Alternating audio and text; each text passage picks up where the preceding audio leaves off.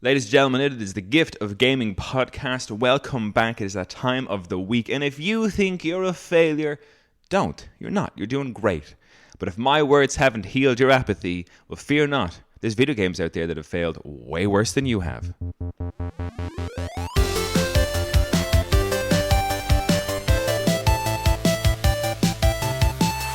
It's me, your host, Darren Wade, and today I'm joined by my blood and brother, Andrew Wade.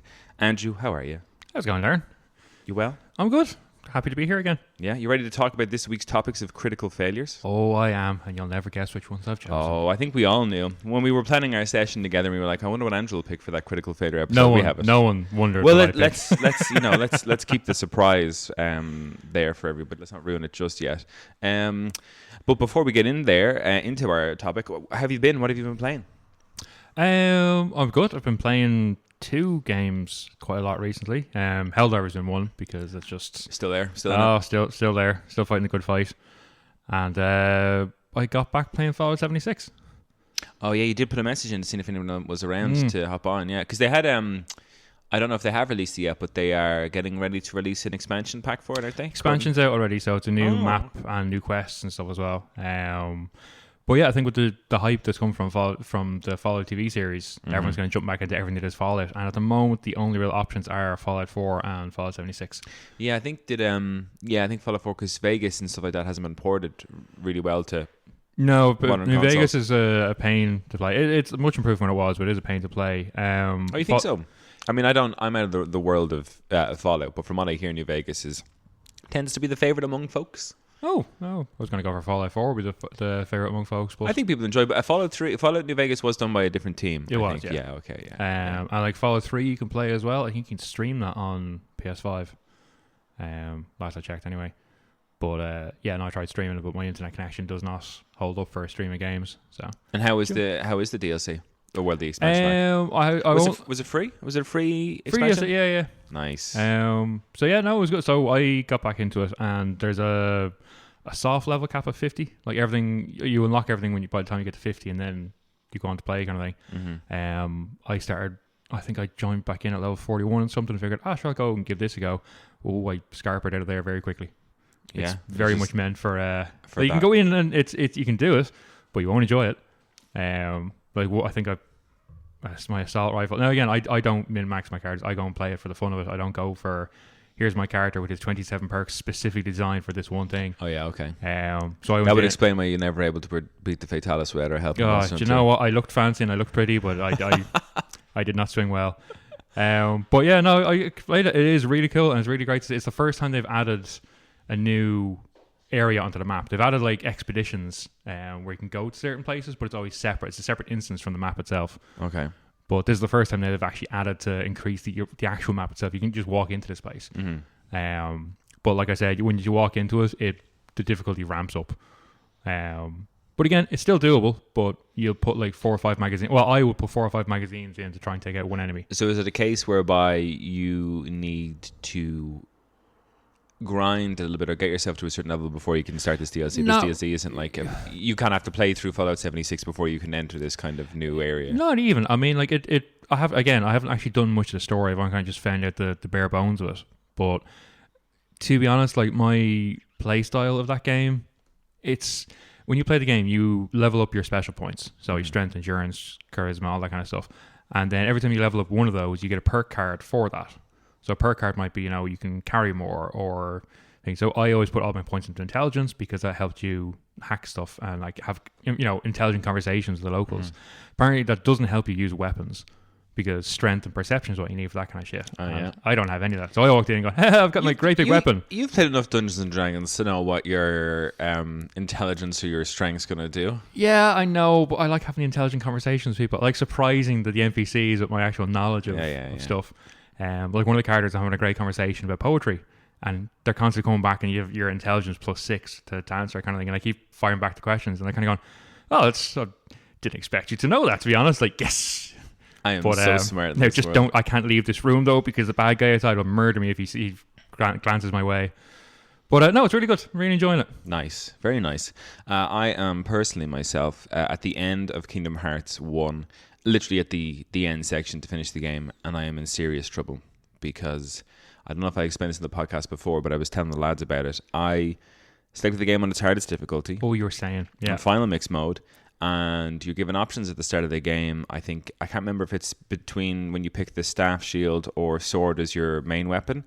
And then there's another option where you give like this personality questions. And I remember in this playthrough I picked some strange personality questions because I was like, I'm not going to go for the obvious ones that I would have picked in all my previous playthroughs. So I picked kind of weird answers to these questions. But what it's done is it has, depending on what options you pick, it locks certain abilities away till certain levels. And I have there's a move in the game called Second Chance, which no matter what you get hit by, you'll remain on the 1 HP. Yeah. Based on my choices, I have locked that until level 90. Oof. And I'm in a situation whereby I'm level 50 something and I'm at the end of the game. I've powered myself up well enough, but 2 hits from certain bosses will just kill me. They'll just kill me. And just wait till you get your Sephiroth fighting abilities back again, kind of, and you're dodging all his shit. No, but that's what I mean. It's like if I can't finish the end game without the second chance ability, there's no way I'm going to be able to take on the platinum Sephiroth match in that game. But it's interesting. I was looking on Reddit and people were describing the way I have selected the game as this is the hardest way you can play Kingdom Hearts. Like there is no harder way to play Kingdom Hearts because you're going to have to finish the game unless you want to grind like 40 levels right now to get my ability, which I don't think I do. No. So if they're saying like this is the hardest way you can actually play Kingdom Hearts, and part of me is like, damn, if I actually go ahead and finish it in the hardest way I possibly could have, I'll be pretty pumped. Do you know what I mean? But that's the thing. I mean, like, do you need to do the Platinum Sephiroth one though? Because that you've already done. No, I don't need to do. I mean, I'd love to do that on the hardest difficulty as well. But I need to finish the game. But that's what I mean is that I tried to do the end game thing 3 nights ago, and I couldn't get past the first section of bosses. You know, by the end of any like Final Fantasy Square Enix game, it's boss. Yeah. I couldn't get past like the first. I would say. I think the second kind of enemy, the first one's like a behemoth, who's quite easy, and then the second one is like this. It's like a group of bad guys, but there's loads of them in the room, and you're without Donald and Goofy, and that part is just woeful. I'm woeful, and it's coming from everywhere. Yeah, it's really really hard. I mean, it's still quite enjoyable. But that's been good. I'm playing Kingdom Hearts and lots of golf. We had our little planning session the other week, and I know you left. You left around. I was there for the first round of golf, which Yeah, I mean, my score was nice and high. I wasn't playing with the minuses like you guys. It doesn't matter. Like, you know, you're just there for fun. But KP is, I've been talking to him lots. Like, I've never played Switch Golf with him, but I've talked to him lots about Switch Golf, and we're talking about putting together like an invitational. Do you know what I mean? Like, we'll actually get a proper tournament going or something. But me and Craig we're keen to see what his skills were. So like, we finished up, like, we were playing some games after we did all our organising and planning. Chris had brought the Steam Deck, and we threw on some multiplayer games. It was good fun, and everyone left, and it was quite late. It was about 1:15 in the morning, and everyone was leaving. And me, Craig, and KP were the last ones left, and we looked at each other and we were like, golf? And instead of picking 3 holes, which is a really quick option, we went for the 9-hole option, and we played golf till about just before 3 a.m. Good God. Yeah. I kind of miss those days, but at the same time, I like my sleep. I was tired. I was tired on Saturday. I will admit, I had nothing to get up for in the morning, which is great. But I was tired for the rest of my day. But it turns out KP is very good at golf. Oh yeah, destroyers. Real golf and Switch golf. Like, he's got the advantage over me, where I have no idea how to play real golf. So see, I don't find. I always look at people that like that's like saying because you're really good at guitar, you're really good at Guitar Hero. They don't really pull across. No, they don't at all. No, which is such a pity. But enough about all those things, Andrew. We have got they were successful games. They were successful games and positive things. We're going to talk about critical failures, and I've got a couple. Here that I want to get into. I think the one I'm going to start with is, I don't even know if you remember this game actually came out, but it's Metal Gear Survive. Metal Gear Survive. That wasn't like that was not a Battle Royale one. That was something else. No, so I don't recognize that one. Metal Gear Survive was it was a zombie survival game done by Konami. I need to think why I didn't hear of this one. But it was after Metal Gear 5, The Phantom Pain, and it was the first Metal Gear game that Konami had decided to make without Hideo Kojima. And this was the first game that Konami was coming out with the Metal Gear Solid, title, and without Kojima. That the fans weren't happy that they split ways, because Konami and Kojima were synonymous as a team or whatever. So this game released, and a massive failure, a critical failure, one might say. One might even say for this. So there was nothing really Metal Gear about this except for the assets. So game is, they kind of announced the game and people are like, okay, this could be good, but they were at a disadvantage anyway because lots of the fans were like, oh, Metal Gear Solid without Kojima, we're not interested. Yeah, we don't want this. So like to begin with, it already had some bad press, but it's nothing but Metal Gear Solid assets. And it starts off, I think the game starts off where you're dead and you're brought back from the dead by some weird Metal Gear Solid characters because there's enough of them, and they send you into another dimension where the Earth has had an apocalypse, and you're gone there to solve that Earth's apocalypse so you can save the real dimension from going into a similar apocalypse or something similar that degree, right? So it's your kind of like, it's your basic like survival. You start off with like low, small weapons. You're not getting guns, if you're getting like little spears and jabby bits. Like Metal Gear Solid as well. So think of it, all the movement and the assets and everything like that. It's all Metal Gear. But I think the first problems that they had with this was its launch. So I think when it did come out, people were saying that one of its biggest problems was that it was delayed for a long time before it actually was released. Like, I mean, we're going to launch it now, but no, we've been delayed. And eventually when it did come out, the consoles, it was locked for 12 hours. For PC, there was no good UI for the PC. They were putting it down just to keyboard. Like if you wanted to set up your keyboard, when you bring up I'll modify my keyboard settings, it just brought up bindings on it. No, it just came as a controller. So they hadn't even ported it really properly for PC. So I bring this article from Ty Arthur over at Game Skinny, and Metal Gear Survive Crashes and Burns is the title of this. Now keep in mind this came out on the 22nd of February 2018, so I went to find the articles kind of in the immediate aftermath of these releases, so things were nice and fresh, So the article reads, from a horribly botched launch to clunky UI and a huge hunger-thirst meter that actively tries to kill you, there's so much this game does wrong that it's hard to focus on what Metal Gear Survive does right. There was always destined to be controversy and negative fan backlash from Metal Gear Survive. Even if it hadn't drastically changed styles from previous games, the very public, very ugly split between Hideo Kojima and Konami meant there was already a built-in base of haters ready and waiting to drag this game down. Yeah, absolutely. We saw that unfold before the game even launched, with massive review bombing at Metacritic by people who never played the game, complaining about the bad mechanics on PC 2 days before it actually unlocked on Steam. Those people weren't reviewers with advanced copies either, because the advanced copies didn't unlock until the same day as the first day buyers. Having now finally been able to get on the PC version, I can say with authority that it turns out those overly eager Kojima fans were more right than they knew, just for all the wrong reasons. So Konami seemed to go out of the way to shoot itself in the foot as frequently and as horribly as possible during every stage of this game's conception and execution. A word like botched doesn't even begin to describe the release, which was alternatively listed as happening on February 20th, the 21st, or the 22nd, with no consistency on that front. When unlocked for consoles, no one could play for more than 12 hours, as a glitch requiring an update prevented anyone from logging on. Things went even worse on the PC front with no preload available. And when the project unlock time finally arrived, suddenly the Metal Gear Survive page was yanked entirely from Steam, causing an uproar and extreme backlash from Windows players who were already out of patience. Later that night, a tweet went out explaining the game would be available after a fix, with no projected time or date. It wasn't until this morning, so this is obviously the 22nd, 3 days after releasing on console, that PC players actually got to play. When the game starts with you, as a battered dead soldier being forcibly raised from the dead and sent out into the wilderness unarmed and alone to get decimated by angry hordes, I started to feel like this is a social experiment gone wrong and that we're all being punked. The next heading is who designed these controls. Whatever word is 10 orders of magnitude higher than clunky is the one you'd want to use to describe controls and menu screens for Metal Gear Survive.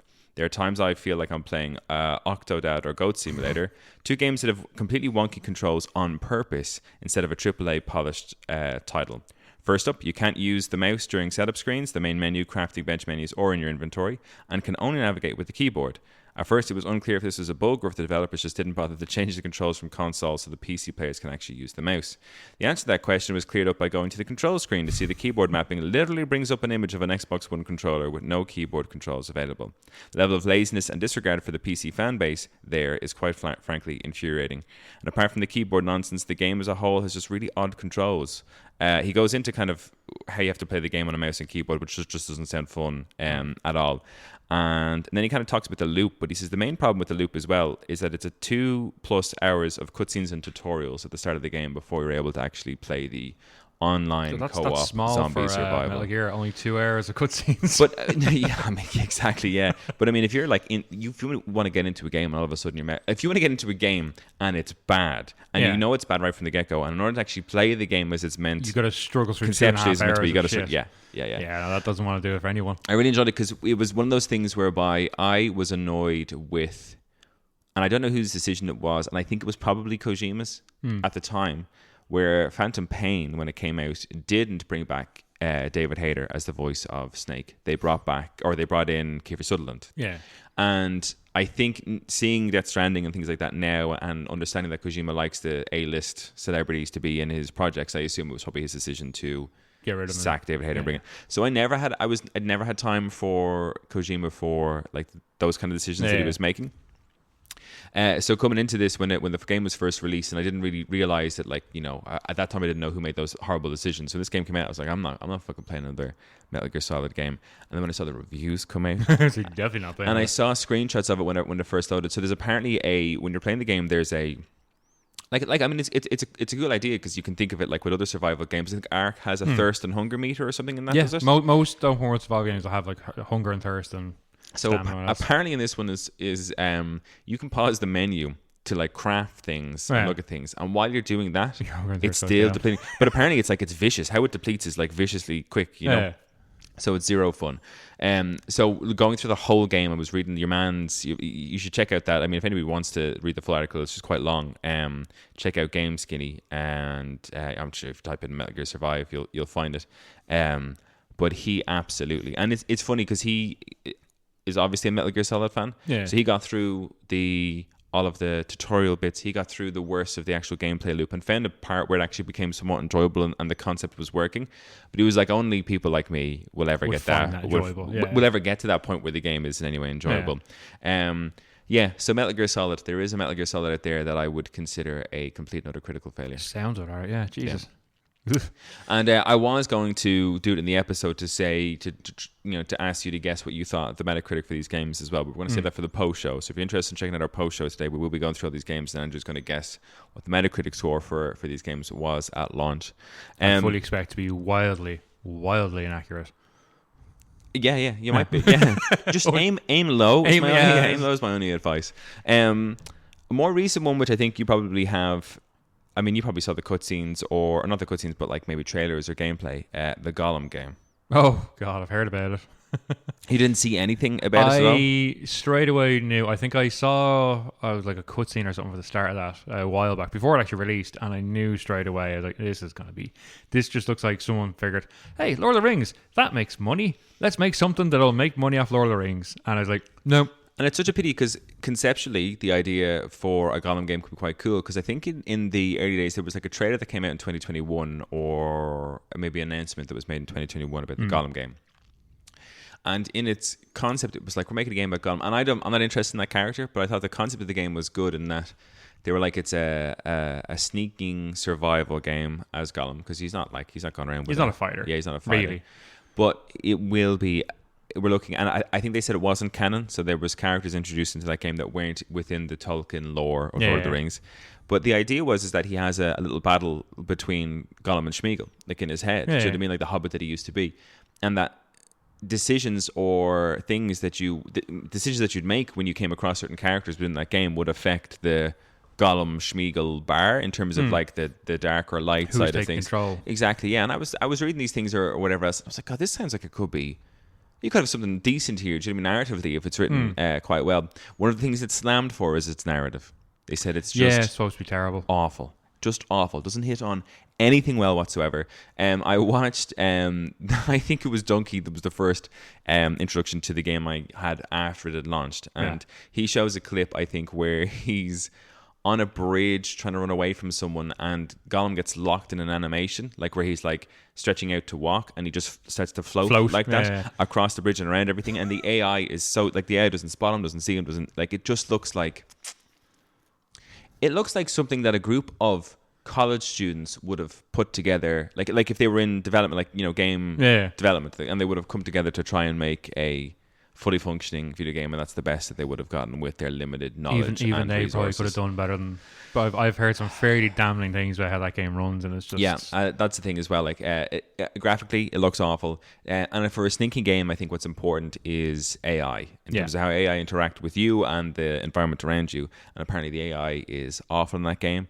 Like they'll turn and possibly, like, you know, it'll do that. You see it in a lot of kind of stealth games, where you might get a little bit of red on the edge of the screen when someone has fills up, or someone's beginning to someone's beginning to notice you, and apparently the game would do that, but the AI wouldn't react in any way. You know, like, I mean, fucking Metal Gear Solid. You know, to go back to Metal Gear Solid 1 in 1990 or whatever. Was footprints. At least whose footprints are these? Was at least making them react in a kind of way to the environment around them. Apparently, there's nothing. Like, you could walk around as Gollum and get in people's ways and move out of it, and there's no awareness that you're actually there. What, did I hear something? There's nothing to actually immerse you in the game. And I think, to me, considering how great some Lord of the Rings games have been, you look at Return of the King and the Two Towers and the PlayStation 2, there is absolutely zero excuse in my book for Lord of the Rings game being that much. And what's worse about this, because this is... oh God, I'll bring up the thing I was looking at, because I can't pronounce even the AI in, say, like what was the Lord of the Rings game that we could do like 3-player on? Yourself, myself, and Graham played it. Oh, was there a 3-player Lord of the Rings game? There was. It was almost like a top-down Divinity style. I'm always positive it was you and Graham played it with me. There was I think the only the Lord of the Rings games that we played were 2-player, because we did the Two Towers, Return of the King, and then me and Graham, I know, played through a third Lord of the Rings game, and I can't remember what that one was called, but it was essentially Return of the King, only you were a group of 4 different people in a different fellowship doing all of the things that the main fellowship was doing, just in a different point in time. And I was playing as a dwarf named Hadhod instead of a dwarf named... I mean, it was great. It was done by the same guys that did Return of the King and stuff like that. It was fantastic. But even with those games, though, I mean, like, the AI would, like, the Uruk-hai would still spot you when they saw you. They still run directly towards you when they saw you. Apparently, it doesn't even have that in parts in Gollum. Like, they'll be staring at you as like, oh, you see me? No, he's lost all interest. He's walked off. There's no... It's so, man. It's awful. It's a game, you know, like a game with bugs I can live with. I'd rather they didn't. I think if you're releasing a game or charging, and I think that's another problem with the Gollum game. I think the startup full price charge, $60, whatever that was for us in euros. Maybe that was a £70 game. It was $69.99 when it launched here. Jesus Christ! Like, to pay $69. I don't mind bugs. You know, like Cyberpunk had for me. There was bugs, but it was broken. Like the fact that it would force close or force turn off my PlayStation meant that your game is broken. There's something wrong here. And if doing that, if the Gollum game is like, those aren't just bugs. Like, you can't play but a game. But this is supposed to be like the Gollum like one when it came out. It was like, you know, finished product. This is the game, and you're looking at it going, I hope this isn't the game, because this is dog shit. And it's awful, because it's one of those things where I don't know who made the decision to ship it as was, or I don't know what went wrong. I was trying so hard to find articles to see if I could get a glimpse of what was going on in the development, because surely you can't spend... Because it didn't look like they were rushed. I think the first time we heard about the game was in 2019, that it was possibly in development. 2021 you get some kind of trailer or screenshots. I think that's the one, yeah. And then it released 2023. It was during the pandemic, I think I saw it, and I was like looking at it kind of going... No, didn't look great. And so it had a great... It's in terms of time for production. I mean, you look at... like, and I know it's a much bigger team. Daedalus Entertainment, or Daedalus Entertainment, I don't know how you pronounce it. I think so. I'm not quite sure. It reads as Daedalic. Daedalic. I think I'm going to say Daedalic Entertainment. Daedalic, yeah. And I think they published it. I don't know. No, they're the developer. Their studio closed. So Gollum released. Yeah. It failed miserably. They apologized and then closed the studio. Jesus. Never lost it. The game was that bad that it was like, no, we can't recover financially from this. We realized we've ruined ourselves. It's mad though. You could... Surely when they were releasing it, they knew what they were releasing. They must have known. I mean, you can't... like, and of course, people are going to... You can... It happens in every game. You can QA a game to death with hire loads of QA testers to come in, but you'll have individual consumers out there who are going to go much further into... They'll try down the rabbit hole. They're going to break it as best they can. Do you know what I mean? And I think they probably came across far more once the game was released in than they would have done maybe in any kind of QA testing, because I'm sure people were pushing it right to its limits and being like, this is broken, that's broken, you can't do this, if you engage with this, that doesn't work. So yeah, that was a disappointment for me, and it was one of those things where I was kind of saying, well, I'm not overly disappointed because a Gollum game doesn't interest me, but a Lord of the Rings game in general would interest me. And look, if a game releases and it's crap, whatever else, but if its failure is so bad that the whole studio has to close down afterwards, that's a critical failure. Yeah, that's pretty bad. All right, don't spend money on the Gollum game, guys. It ain't worth awful. It ain't worth it. Before I move on, I've got two others, but I actually might let you jump in here now and talk about a critical failure. I will say all of the games that I would consider critical failures, I still play. Yeah, it's why I have you on the podcast. I don't think that's a surprise. Anyone from the podcast or anything, like, I still play all the ones that I consider critical failures. So first one, absolutely love the game, but Anthem. I had it on my list here, and I said, no, Andrew's going to cover that. Yeah, that was, I mean, that game launched to so much hype. There was so much around that, so many things, cool things you could do like this. You basically, for anyone who doesn't know what Anthem was, it was an open world Iron Man sim. You basically hop in a javelin, which is an Iron Man suit, fly around and kill aliens and kill these monsters and try and save, I think Bastion was the name of the... And your classes in it were essentially different versions of the Iron Man suit, because you could have like the tank kind of class. Yeah, so you had the Hulkbuster one, which was the Colossus. That's what I mean, like, you know. Which was...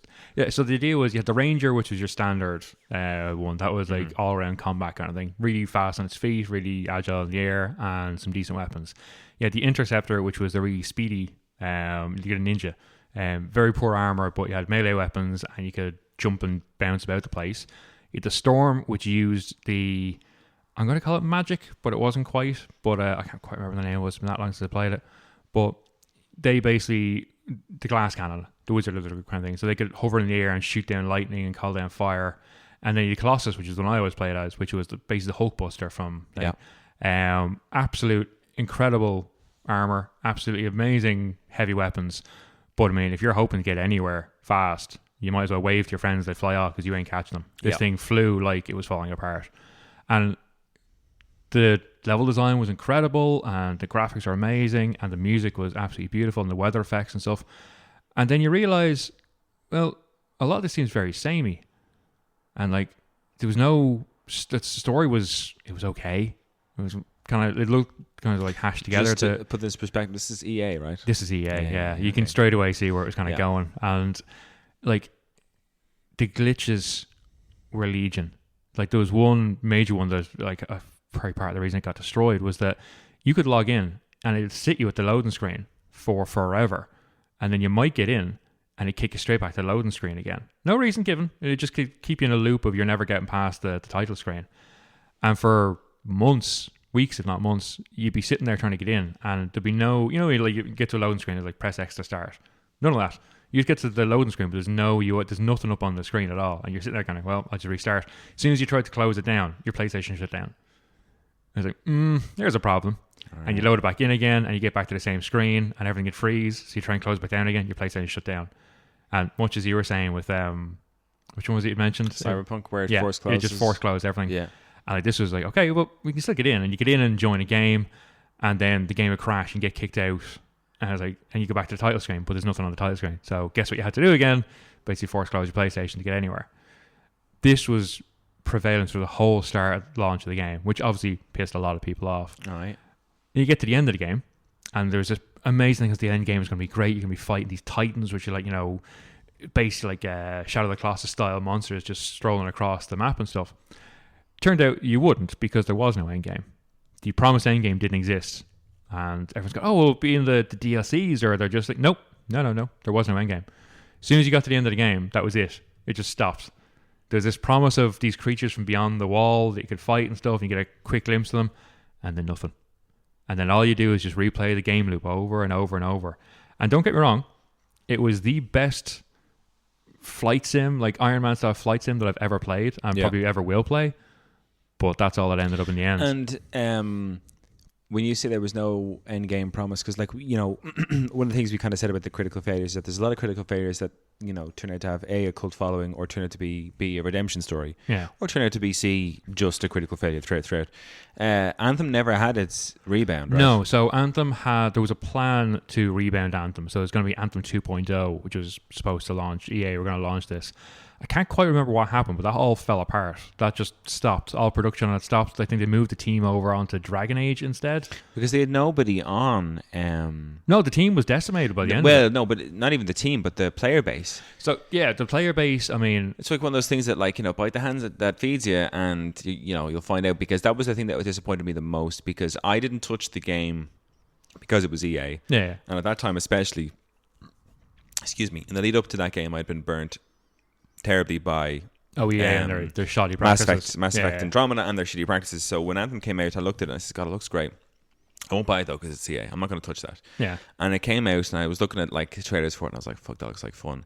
But then people got into the game and was like, oh, this is all there is. It was very much, look what's on the surface. It's all pretty, but please don't look under the surface. Yeah, everything we showed you in the trailer, that's everything. Yeah, that's as good and as that was gets. literally, and even on that, there's stuff in the trailer. I was like, where is this in the game? I was like, oh, that didn't exist. Don't you talk about? I hated that. Yeah, that was a Cyberpunk thing as well. It was like in the early trailers, it would show you just the game, but it didn't exist like that at all. Yeah, no, it's false just advertisement essentially. Yeah. Now again, like I say, you can go back and play it now. I think it's either free or it's like €2 to buy. Oh man, I'm not suggesting anyone at this stage. I'm just laughing at the fact that I remember a couple of things came up on my. I had wished list a couple of things that came out on a deal. There was a deal that came up recently, and I got a notification on my phone saying, "Oh, your wish listed item is on sale."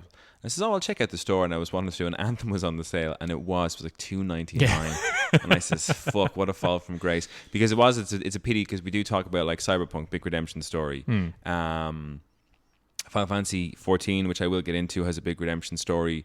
No Man's Sky. No Man's Sky, a big redemption story, and Anthem was one of those things where I still feels. I think a lot of people held out hope that it will be a redemption story, and like I still think the recipe has potential. I still think that game and that vibe has a lot of potential. It is, and the thing about EA is they'll never allow anyone to have any of that.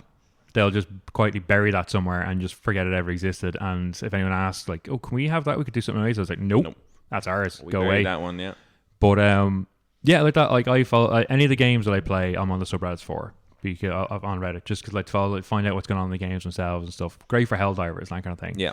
But I'm still on the one for Anthem. I still pop in every now and again just to see what's going on. Is anybody playing the game? It is desolate. Now, having said that, you can get in and you can play it, and you will bump into the odd player or two here and there. Like there is still a few. I'd say.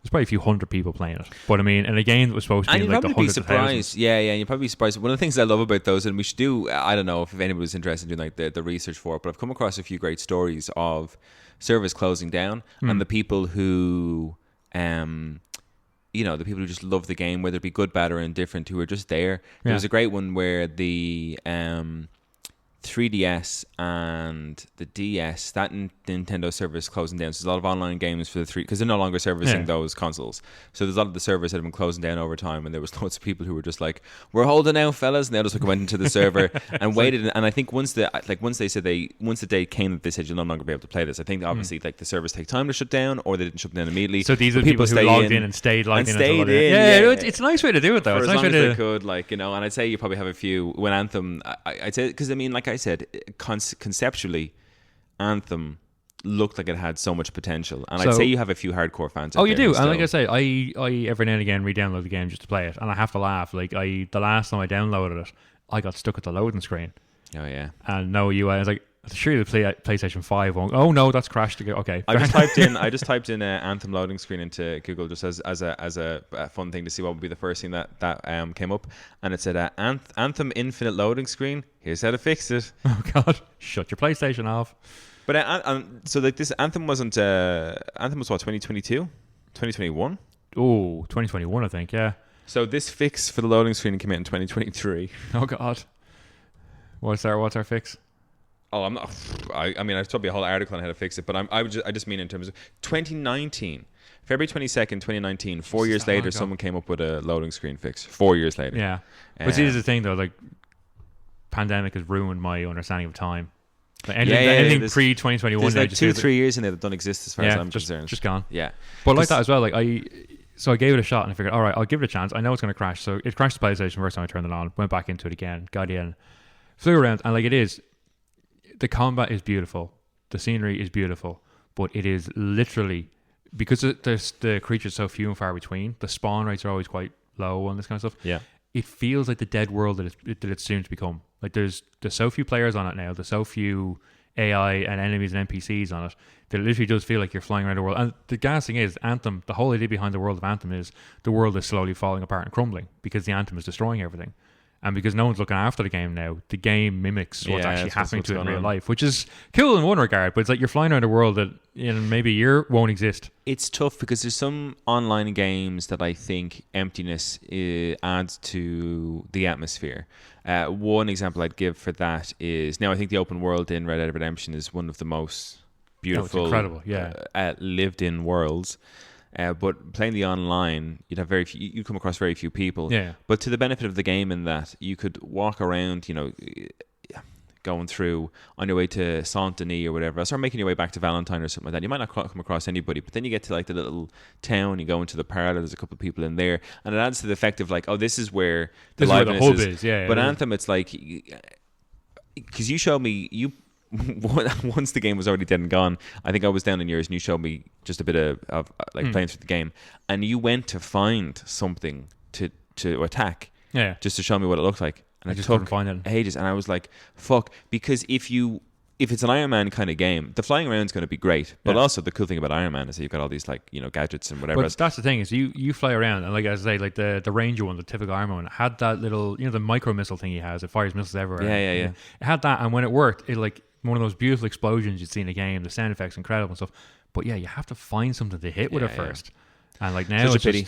Critical failure. Yeah, I mean, if because I mean, I look at like I'm not saying any kind of Mario games are critical failures, and I know Nintendo has a different business plan when it comes to game prices years later. But 6 years, 7 years after a release of a Nintendo game, it's still going to be full price, even the kind of not so good ones. This was how Anthem 4 or 5 years later. Our game. It's like, we'll pay you to take this off our hands almost. But that's it. The servers are due to be closed now anytime in the next couple of months. Oh, they actually EA have said they're not going to run it, so everyone's kind of in it going, we don't know when they're going to close, so we're just going to enjoy this while we can. And is it a one-player game at all, or is it meant to just be played as it's very much meant to be played as a group. Like a lot of the instances you do and stuff are supposed to be group. Yeah. Now, having said that, I mean, to get more fun out of it, of course. Exactly. Like having said that, you can do it solo. I mean, like I play it on the highest difficulty with all the things amped up, so it's hard as the game can be. Yeah. But I steamroll all the enemies now because like there's nothing new in the gameplay loop. You know exactly what to do, exactly how to. It's like you learn the game so to the point where like there's nothing in this game now. I can just land here, murder everyone, and walk away. It's like that was supposed to be hard. So even there's no reason to go back and play it now apart from that looks pretty. Oh, that was nice. The music is pretty cool. I'm going to delete this now. Yeah. Goodbye, Anthem. Bye. One of the ones I wanted to bring up, and I know I kind of said as a rule for this critical failure episode that we wouldn't go into the redemption arc of it or whatever else, but this one was done in a very particular way that I just think that if people don't know this, they should or they should either try and play the game or just see the video that I'm talking about. But Final Fantasy 14, which is called 14 before it became 14 A Realm Reborn. An MMO that was, for all intents and purposes, atrocious. Oh, it was abysmal. Did you ever? Because I never played. I played it when it launched, when it was originally before it was Realm Reborn, and my God. Because everyone was saying, I was looking at lots of, I went onto Reddit to see what people's gripes were. Because I mean, I played through, as you know, with you, a good few hours of Realm Reborn, and I think it's I think community-wise, world-wise, everything is just fantastic with that game. I'm like, how could they have done it badly? But when I think of it, people don't have much complaints about, especially from when it came out, whatever year it came out, they don't have so many complaints about the graphics or anything like that. It's more that so much of it was copy and paste that it might look good, but it's the same thing over and over again. The same stuff. And they said that UIs and stuff, and this is what would drive me mad. But apparently, now I don't know the science behind this, but like if you've got, you're sending information to a client and the client sends it to the servers and that goes back to the client and back to you, but the client is meant to like speed up the process because it's going directly from you to the server takes a lot more time or something. I mean, Yeah. listen, if the tech heads are out there, please email and correct me if wrong, because I know I probably am. But basically what they were saying was the problem this game had is that however its infrastructure was built, it did not trust the client. So you would, to pause the game, took 3 seconds to bring the menu up, because you'd put the input in and it would take that 3 seconds to go to the server and then back to you. It's like the worst ping in the world. Yeah, exactly. Everything. Like, everything would be working, like in terms of your ping might be fine, whatever else, but it's the fact that this client isn't getting involved in the way that it should with the infrastructure. They're listening. So people were saying that when it came to, and like, you know, you and me as MMO players, I'm not an MMO player. I'm a Final Fantasy 14 player. I wouldn't say I play MMOs, but I know from playing that game alone that inventory is a big deal. Yeah. Like in terms of your inventory space, whatever. There was no place to put anything. You had your backpack item stuff, and that was it. No boxes, no chests, no nothing to put. And you're talking about an MMO where there's nothing but items. This is a game where, like I think and again, because I was playing it recently enough, kind of thing. And I mean, you've so many inventory panels in your own inventory, so you can scroll through all the different inventory panels. You've got like an area for crystals, an area for all the key items and stuff like that. That was all one. Yeah, that was all mixed. There was no separation of stuff. Crazy. There was no, and it was awful. The reason I bring this up is because the guys knew it was failing. Like Square Enix knew it was failing, and they brought in this guy. I can't think of his Naoka Yoshi something, but he's a more familiarly called Yoshi P is the guy who's behind Realm Reborn at the minute. But they're like, this is failing, can you do anything about this? And he was like, yep. So let's keep playing the game, let's put up updates, whatever else, and I'm going to get to a certain point and we're going to destroy it and remake it from the ground up. And what's brilliant about it is that they actually they brought the updates, they completed the narrative and made it much shorter than they had anticipated. But they bring it that the calamity, Bahamut, you know, the Final Fantasy, someone that's well known, is coming to the land, and you have to do your best to go and stop it, but it could rain down destruction. And there's a great video on YouTube. So what they actually did was they actually changed, much like doing what Fortnite does now, but well ahead of Fortnite. This is back in 2000. Changing the map. Yeah, this is back in 2011 maybe, or 12 or something like that, maybe even a little bit earlier. But this kind of map area that you went into, they changed the skies. There was the big kind of comet thing that had Bahamut in it. And they gave you a countdown. They said at this point in time, make sure you're online in the game because it will be the ending of the game. And I watched this video, and it's this guy and his crew just waiting up in the mountains, and there's a big battle taking place on the thing that they can't really get involved in. It just kind of looks cool, you know, on the screen. There's a big battle taking place down below them, like a huge war, and you can see the calamity in the sky. And then they're all chatting to each other, being like, "Oh, this has been great, guys," and blah blah blah. And it's real, like, fuck yeah, like they're actually, you know, they're stopping the game. And then when the timer clips, it goes into the cutscene, which is the cutscene for the opening of Realm Reborn, which looks fucking amazing. He comes down, he destroys the whole world, coming down through the sky, and the war wrecks below everybody, and it introduces the Warriors of Light and kind of shows you what they wanted the job system to be, the classes to be, and it looks amazing. And you know, they called it a Realm Reborn, and it released like 3 years later in 2013 or 2014, whenever that game first came out. But I love that idea that they brought someone in to be like, no, we can fix it by destroying it and making it better from the ground up, like, you know, because they could have, you know, like a lot of companies, and this is where, I mean, I harp on about Square Enix games a lot. They really appeal to me, I think, across the board, like Final Fantasies, Kingdom Hearts, some of the weirder things they're doing. Forspoken wasn't great, but like I do love Square Enix, but I love them for the fact that, like, you take EA, if EA had made FF14, they would have said, this is failing, we're canning it, we're out. If Google had made it, let's say Google would have been like, it's not making us enough money, we're binning it, and you know, we'll make an apology, but that'll be the end of it. But Square Enix is like, okay, we're going to can this, we are really sorry the game wasn't what it was meant to be, but bear with us, we're going to make it. We see what this can be. Andrew, it has been 11 years since that game came out. And it's still amazing. And it's still flourishing. Like, you know, I mean, I think it was rated, won the Game Award, I think 2 years in a row for the best MMO online experience. I went online there with a couple of friends, one of the friends from work and a couple of other lads, and we jumped on just to see, because they're starting to explain to me how amazing this game was. And obviously they're doing the start of the game, so they're locked into whatever area they're starting at. And I'm fairly far into the game. So I was kind of waiting for them to finish up their areas and just going. So they all wanted to go to Limsa Laminsa. They all wanted to be all wanted to be pirates, basically. Yeah. So grand, no, I'll go there and wait for you. And I went in, and I always remember the hub in Limsa being like busy.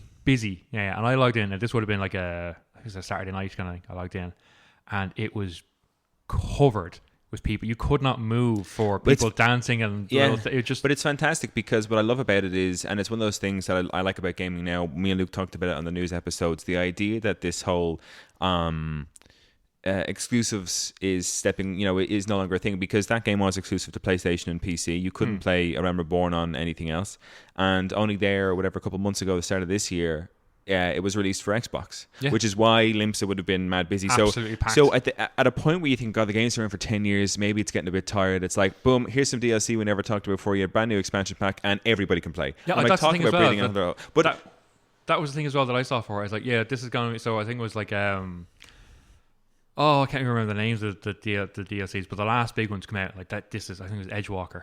This is it. This is going to be the end of it. That's the last one to come out for it. And then I know where Dawn Trail. There you go. Edgewalker, and then Dawn Trail, And Dawn Trail looks great. And it's funny because I played that game for so many hours and only ever got to the end of the first expansion. Like, we're on expansion 5 now. Do you know what I mean? I just started Edgewalker, so I bought the Edgewalker one when all the lads jumped on to play. Now I think they were slightly overloaded with the amount of stuff it fires at the start. It's crazy. I mean, it does a good level.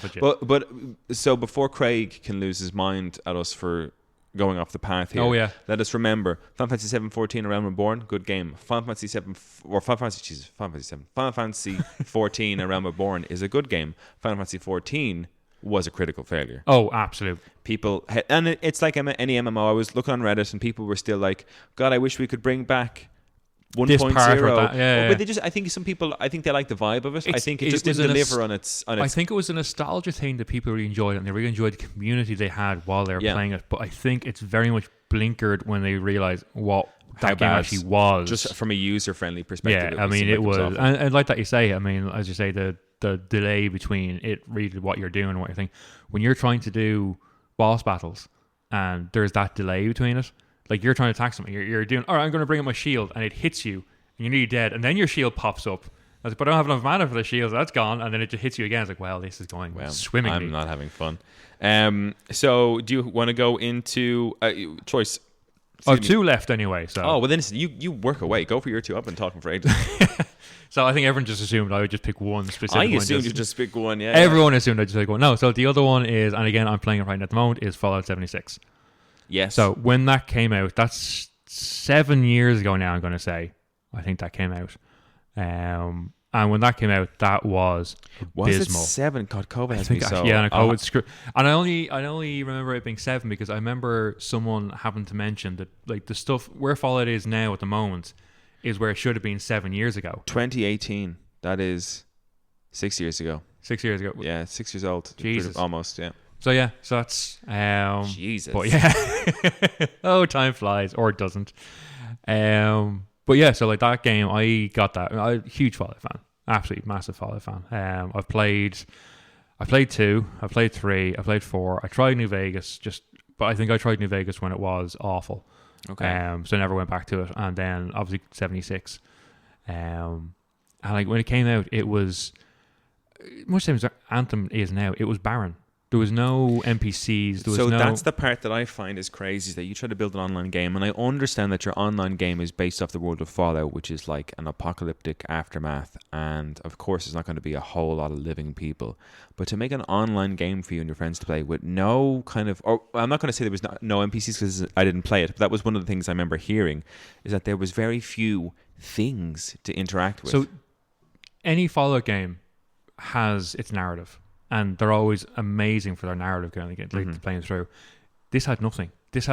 From what I remember, now again, please correct me if I'm wrong on this, but from what I remember, there was only one actual NPC that you could properly talk to. Everything else was, the whole idea was going to be like this player-driven experience, and that all the players you bump into would be the people who are living in the thing. But this was a huge map with a maximum of 24 people on it. That's the thing. It's like the idea of Red Dead Redemption, the fact that you can log onto a server and have the entire world map available to you. In order for that to seem full of people, you have to have like a 60-person availability. But like that had 8 or 16, or you know what I mean? There just wasn't enough people. Like, for Fallout to be... For that, you would have had to... You'd want like a 64-player map. Minimum for this to actually feel anything like. Yeah. So this is like... The narrative was awful. The glitches were horrifying. Like I remember when it first started, when I was playing on PC, there was a major glitch in it that allowed people to kind of almost purposely fall outside the world, but that made them fall into like a room, and it almost looked like a dev room. They had all the items in the game, everything that you could get in the game was in this room. Okay. And they basically get all that. And the whole idea behind 76 is it was like the economy was almost player driven. You'd sell all your stuff for caps and other players would buy it. And that would make you rich and you could buy better weapons that way. But if you have all access to all this stuff and you sell it to all the players for extortionate prices, you get all the cash back, you buy the best weapons, and all of a sudden you're God because no one can touch you because you're walking around with a nuclear rocket launcher that fires multiple nukes at once and everyone else is running around with, a leather thing across their chest going, I'm defended, right? Yeah. This is fun. There was that. I remember there's one that allowed players you could fly past people at phenomenal speeds, and just by like kind of interact, like hitting X or whatever the thing for PC was as you went past them, you could basically just take their entire inventory. So you'd be walking around and all of a sudden like a ghost would flash past someone and they just suddenly find themselves naked and all their inventory was gone. Oh, man, I'd lose my mind. There was so much wrong with it. Now, again, it's a Fallout game. It looked incredible. And again, it has all the Fallout music, the old like the 1920s, 1930s music, all done like in, futuristic world. It had all that.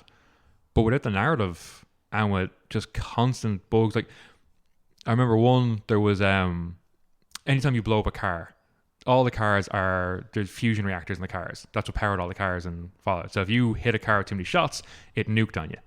And I remember that there was like cars with nuke, and it doesn't matter how far away you ran, once you were in the vicinity of it when it ignited, you were dead. That was just it. When you die, you drop all of your junk, which is your crafting material. And the idea is when that stuff drops, you just run back to that to get it.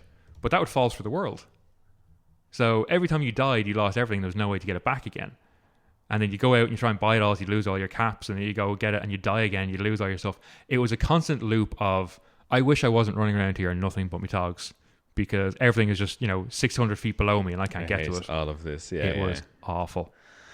And it's one of the things whereby I've just brought up the Metacritic score. I'm not going to get into it now because we'll do it in the post show where I'll see which you can guess, but where it's at. But when I watched, because I kind of forgotten about Fallout 76, and I watched the Xbox showcase and they announced the new expansion thing for it. Springvale Valley, I think. Whatever it is, the theme about it or the conversation about it seemed to be quite positive. Like the kind of funny guys that I listened to, they were doing streams of it, and playing through it, and everyone was like, wait, Fallout 6 back again or whatever else. And I thought that would have improved the Metacritic score or something a little bit, maybe with this jump in good content. It hasn't. It's still really bad. So I guess maybe Fallout 76 is a game. I mean, you're playing it now. Are you having fun? No, I mean, I have to say, obviously when I played it first, it was abysmal. And I know I played it, I probably got to like level 10 or 12 before I realized that like it's just isn't fun. Yeah. It's just thing. And I remember going back to it during COVID actually.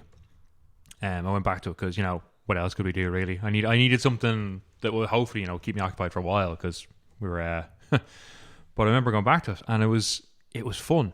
It was still a bit iffy, but I mean there was NPCs to talk to, there were proper quests, there was like shops you could go to that weren't just player driven, and it massively improved the amount of stuff that was in the maps.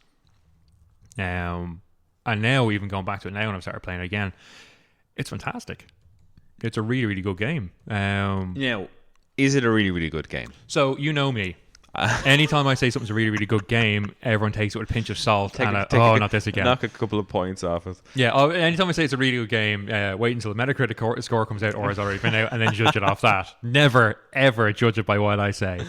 I have fallen for some absolute stonkers. You sure have. And you've kept with some absolute stonkers, which brings you on to, I suppose, your final one, because you kept with this one for its redemption. I'm assuming your final game is No Man's Sky. Yeah, of course it is. So I am intrigued because it's been a while and I've kind of forgotten a lot of what went down when the game was first released. But from my memory, we were promised a universe and got very little. The main thing was this. So when Hello Games launched this game, and Sean Murray is the lead guy for Hello Games, when they launched this game, the trailer was mind-blowing. Showed this incredible world you'd explore, showed this vast different sceneries and different ships and different animals, different creatures, and this entire universe to explore. And that's what it was pegged on. It's like this procedurally generated universe that you could explore. And of course, like the hype went through the roof for this game because nothing really had been done like this before. So I got playing this, and again, hopped into it. It was a very difficult game to start with. But the first planet, I remember distinctly, I took 2 weeks off work to play this game. Holy shit, you were 2 weeks holidays to play this game. Based on what you were promised, like. Yeah, because this seemed like my perfect game gone by thing. Like, I love sci-fi games, I love open world games, and it was pegged as a multiplayer, so MMO, which basically ticks all my boxes. So I got into the game, and you start off and basically you have a white screen. It just says square to initialize, and you get into it, and you kind of find yourself in this barren world with nothing. You're constantly getting a beep in your head going, your oxygen is low, your shields are down. And the idea is that you give them a little task. This is what you need to fix your shield. This is what you need to. And then it just kind of goes, oh, have fun. And just leads you to it. So you've very much got to figure out how to survive. So you hop into your ship and you get all the parts you need to fix your ship by going around and scavenging the planet and killing the wildlife for carbon. But from my memory, the planets were shit. Scavenging was shit. The first planet that it showed, kind of the only planet it really showed in the trailer, was this beautiful, lush. It looked like a unicorn's version of what Jurassic Park would look like. I think it was so many vibrant colors and stuff, and he's like long necks walking around. You see this massive spinning creature, and then you get to this planet, and it was. Don't get me wrong, they looked nice. But at the time, it was like, oh, this is amazing. It's a big barren world, and we're going to explore this kind of thing, and then we'll get out into space, and we'll visit all the different worlds. And so you got your ship repaired, and you get to space, and it's like, I'm surprised I haven't bumped into anyone yet. I mean, I figure we're all going to be starting relatively close by. And then the whole thing was, well, no, you're starting in the universe, and everyone starts on the outskirts. But this universe is 64 quintillion planets. Yeah. Or quintillion stars with however many planets. So, God help you, kind of thing. You're probably not going to find anyone soon. It's like, okay, grand. And then it started to appear as people were exploring more and more.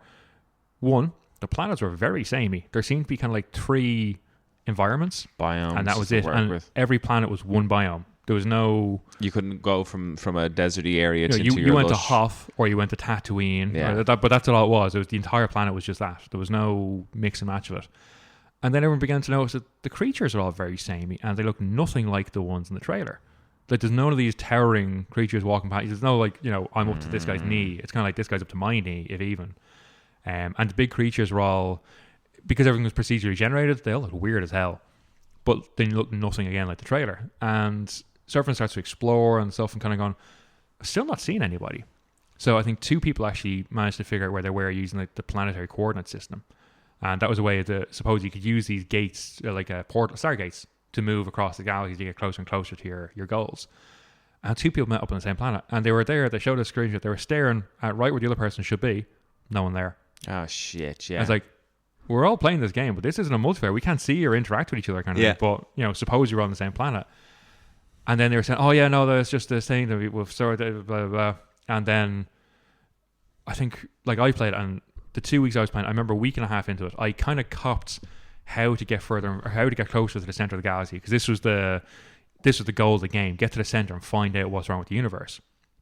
So I figured that you could jump through black holes, which completely ruined your ship. So you came with the other end spiraling, and you got to fix your ship, then crash on a planet, fix the ship up, get going again. And it was very much a case of, well, this loop is easy enough to figure out, because you basically keep improving the hyperdrive in your ship, put fuel into your hyperdrive, go as far as you can, look for these black holes if you can find them, jump through them, and get closer and closer to your goal. And then I remember getting to the center, and I was like, I think 3 jumps away from it. And someone popped up on Reddit, I think at the time, going, yeah, I just got to the center and something really weird has happened. It's just restarted my game.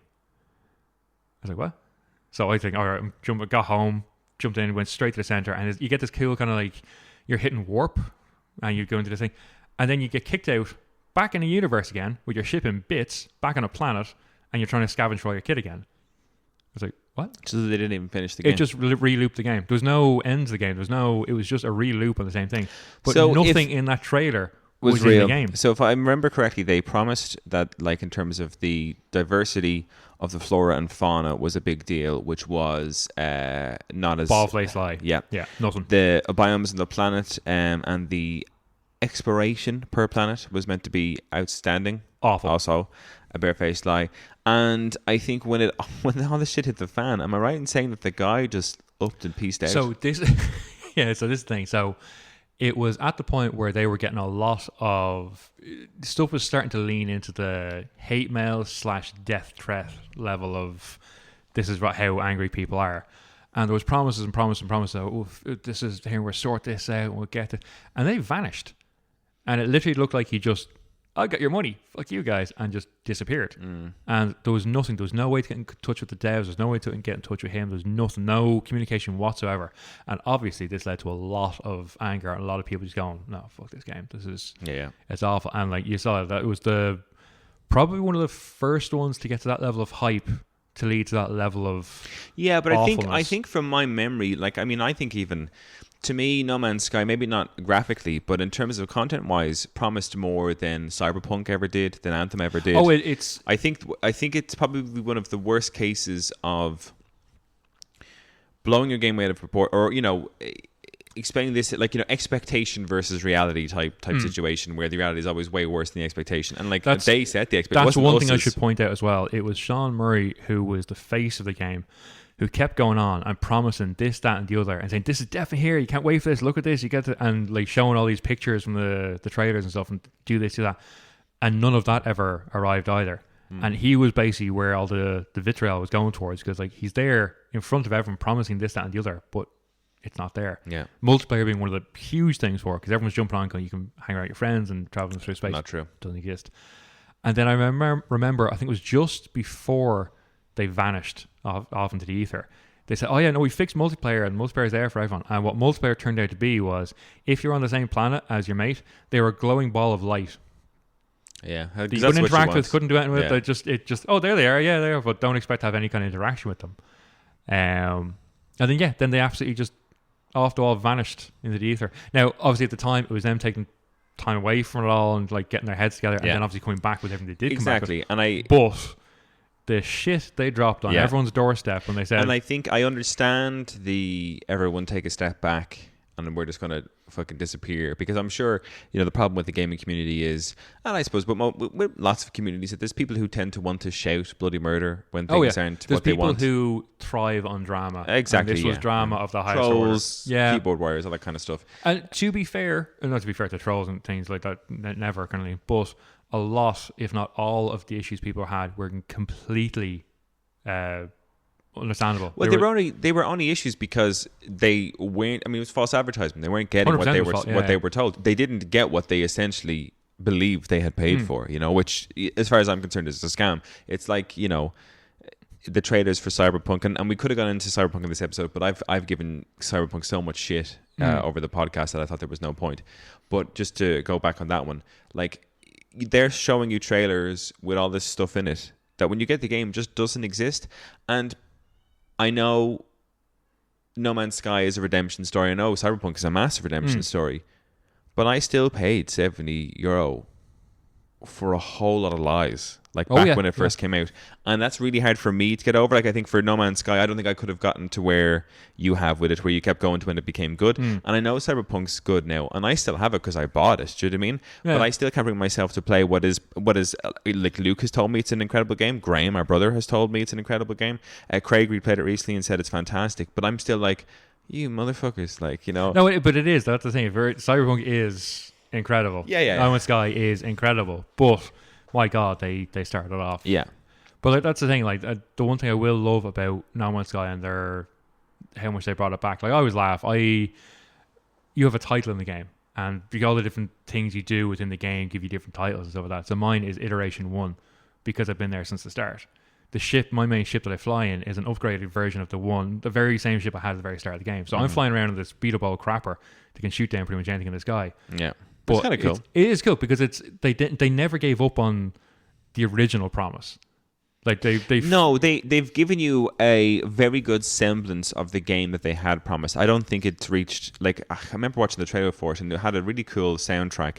I remember your space person was running across the world, and I think with the beat of the trailer, if I'm correct, it kept changing to different planets, different biomes, like boom, boom, boom, and then in the screen there was all like so much stuff, and then you get into your ship and you'd fly, and then you showed me No Man's Sky, and I was like, that can't be the same game. If you look at it now, I mean, they have done so many fixes and patches and DLCs. And I think they're on like 15th DLC at this stage. Yeah. All free, and that has very much brought the community back Yeah. behind them, kind of thing. But all of this stuff was you'd kind of have to expect it because of how awful the start was. Yeah, and I think just to kind of bring our episode around to a finish, I think there's a couple of games here that we've given as critical failures at launch that all suffered from the same problem, which is a lot of them had some kind of redemption. Do you know what I mean? I mean, we talked about Cyberpunk that had redemption. Fallout 76 looks like it could be on the verge of maybe coming around. I think that's on the point now where if the interest in the game holds, like I think, which it might do because the TV show. Because the TV show has very much massively increased the player count on the game. I think that will start to see its own redemption now. I think it's at the beginning, but it like could go either way right now. But with with Cyberpunk, with Final Fantasy 14, No Man's Sky, not so much Anthem because it didn't really come around again. With those kind of games, my issue with them is that at some point in development and production that this isn't going to land the way you either wanted or promised people it would.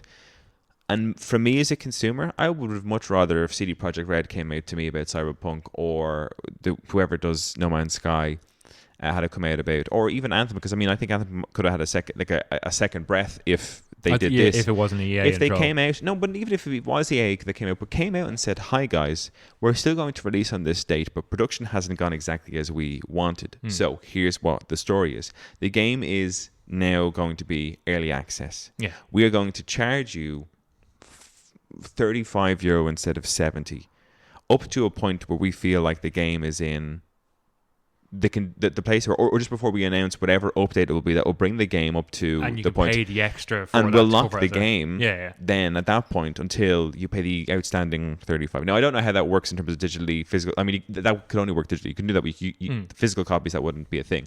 But we're in the digital age now, so that's not a problem. Yeah. But if people were selling No Man's Sky to me like people. that, if people were selling No Man's Sky to me like that, people had sold Cyberpunk to me like that. Like that's how Baldur's Gate was sold to me. Now the only problem I would have had with that was I paid full price for an early access game. Yeah. So I paid full price. They already got my money. There was no guarantee they would have gotten there. Now they did, but there's no guarantee. There was no guarantee. But that's how I would do that. Like if you can see, like the Gollum game, man. Like if you can see that your game isn't going the way it's going, but you feel like you can save it, like No Man's Sky, like Realm Reborn. You need to talk to the consumer and say, because there's going to be things, cogs in the background that you aren't going to be able to just keep developing this game in the background until it's ready. Because shareholders, because the corporate guys way at the top of the ladder will be like, no, it needs to be in our financial, at this point in our financial year to boost shares to whatever else. This is the reason you have to release it on this date. And I can understand and respect that. But if you do have to release it on that date and it's not going to be the way that it was promised to the consumer, talk to the consumer. Like we love, like a Nintendo Direct has been released this week. We love watching developers talk about this shit. Us as gamers, I'm not saying that everybody will. Like we're big into video games in a way that casual gamers probably aren't. But we'll watch the showcases, we'll watch the directs, we'll watch the Summer Games Fests, all those kind of things. And if you're a big fan of a game, we'll make a podcast about games. We'll make a podcast about video games. But I mean, if No Man's Sky was like, if they came out and said, hey, check out this YouTube, like 20-minute long direct on No Man's Sky about an update about its upcoming release, and you show them what you have and say, production hasn't gone as anticipated due to X, Y, and Z, whatever it might be. So here's our new plan. Buy the game, early access, we're going to refer to it as. Here's the price. And when we release the 2-point whatever update that will give you the game that we promised, that's when we'll ask you, to pay to pay for the full game. And people can wait, of course, if they want to, until we release that update and then pay full price. Because if you're not sure, we can respect that. But that level of honesty, I think for me, like I probably would have bought into the likes of Anthem, or maybe not Anthem because it's EA. But I mean, even never going to buy Anthem. Even if EA had shown that level of transparency, I probably would have been like, okay, yeah. But it's this thing of like, well, that didn't go as we planned. Ship it anyway. Fun. Yeah, exactly. Enjoy that. That's what I don't like. Enjoy our broken product. But listen, to our listeners out there, if there's any critical failure, I'm sorry I'm ending the episode here, but we are going well over time. But I had a Sonic game, Sonic the Hedgehog from 2006. Guys, check this game out. I don't have time to go into it, but I'll only end on the fact that some people were worried about this game because it leans into some kind of bestiality. And that's all I know I'll the say. one. Yeah. That's all I'll say in the Sonic the Hedgehog 2006. Check it out. I was also a critical failure for a number of reasons. Bestiality being up there, Primarily on the list. up there, yeah. I wish I could say more. Oh. If you want, actually, you know what? If you want to know about the Sonic the Hedgehog 2006 game, I'll talk about it briefly in the post show, and then Andrew can guess the Metacritic scores for all these terrible games that we've just talked about. And if you're interested in that, go to patreon.com/the gift of gaming, and for the price of coffee a month, there is tons more content there that would really help us out if you were to get involved and become a patron of our fine establishment. Andrew, thank you so much for being here to talk Thanks for about having me critical again. failures. It's been great fun. A pleasure. And to our listeners, as always and forever, keep enjoying the gift that is gaming. Peace out.